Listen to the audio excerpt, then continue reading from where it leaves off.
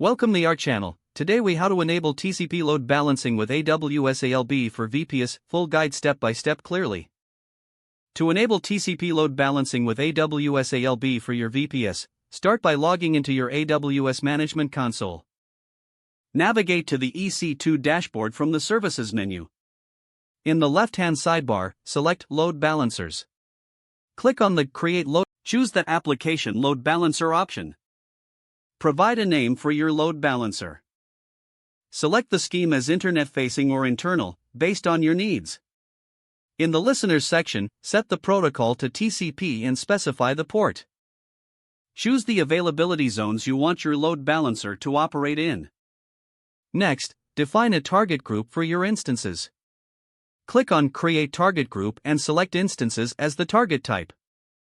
Name your target group and set the protocol to TCP along with the appropriate port. Configure the health check settings to ensure your instances are monitored effectively. Add your VPS instances to the target group by selecting them. Once configured, click Create to establish the target group. Return to the Load Balancer creation page and select your newly created target group. Review all settings carefully for accuracy.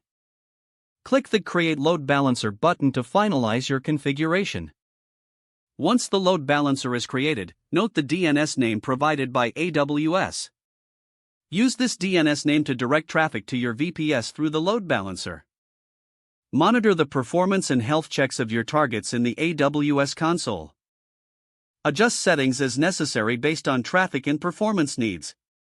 With these steps completed, your TCP load balancing with AWS ALB is now enabled for your VPS. If the page does not load, refresh the browser or try again in a private or incognito window.